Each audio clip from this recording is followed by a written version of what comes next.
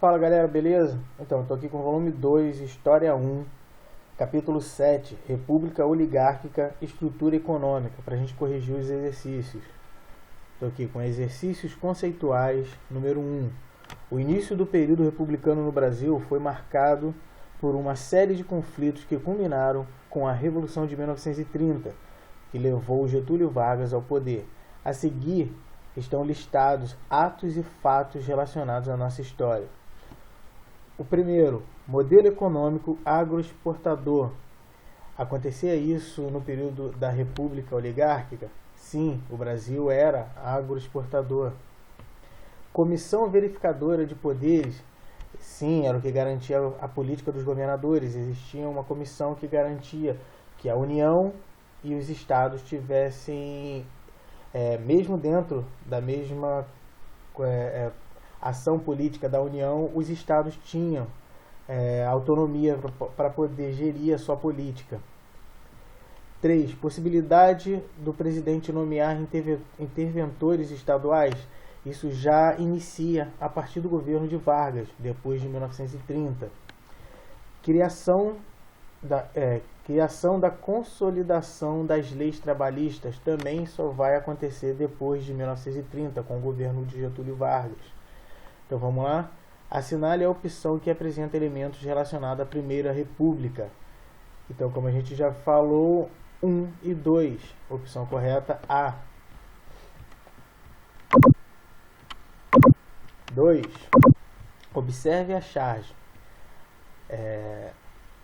No meio, um interventor político, onde ele diz: vocês vivem dizendo que são contra a intervenção do Estado na economia, e do lado os produtores de café. Sim, mas quando estamos no prejuízo, somos a favor.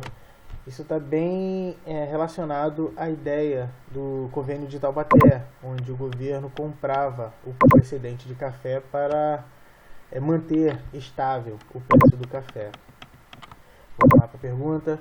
Pode-se relacionar a charge acima a seguinte ação econômica empreendida na Primeira República, ou seja, o convênio de Taubaté. Opção correta aqui, A.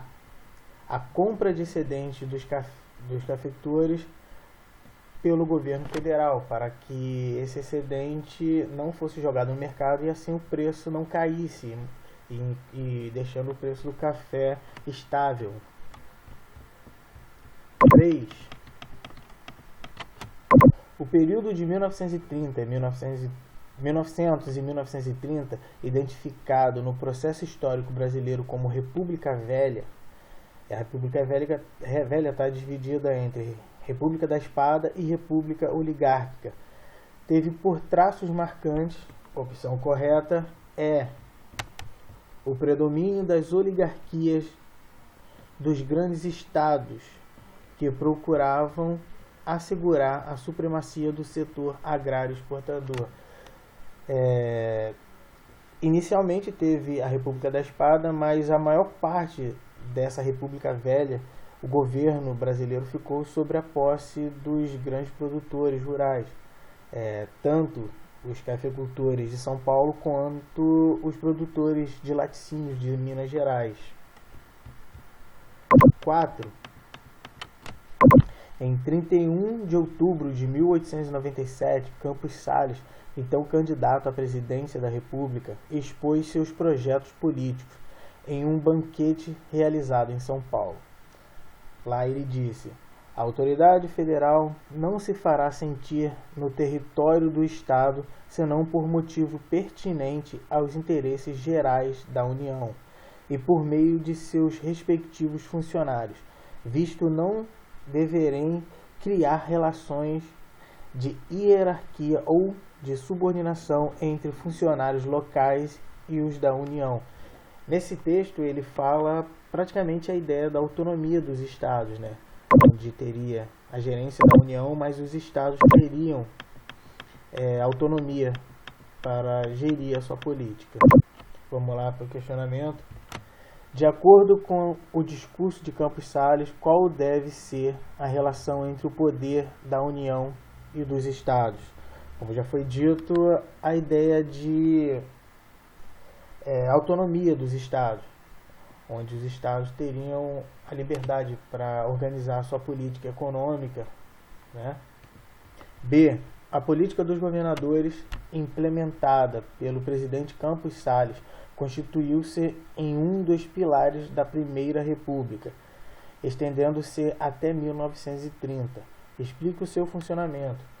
Então, a política dos governadores era aquela ideia da troca de favores, onde a União, né, o presidente mandava verba para os estados, esses estados mandavam verba para o município criava melhoria dentro do município e assim conseguia votos para eleger o governador, que conseguia votos para manter a hegemonia política do presidente que ficava no poder, né? Em tese, a oligarquia, né? Os grandes produtores de café e depois de laticínios de Minas Gerais. 5. Em junho de 1908, chegou ao Brasil o navio Kassato Maru, trazendo o primeiro grupo oficial de imigrantes japoneses. A viagem começou no porto de Kobe e terminou 52 dias depois no porto de Santos. Vieram 165 famílias, aproximadamente 781 pessoas, iniciando um fluxo contínuo de imigração de japoneses para o Brasil. Considerando o texto e a história dos primeiros imigrantes japoneses chegados em São Paulo, correto afirmar que eles, opção correta, C, foram encaminhados para servirem de mão de obra para a lavoura cafeeira. Inicialmente, os japoneses chegaram para garantir a mão de obra para a produção do café, logo que a mão de obra escrava não era bem aceita, porque tinha aquela questão do preconceito de pagar um salário para quem eles achavam que deveria ser escravos para sempre, né?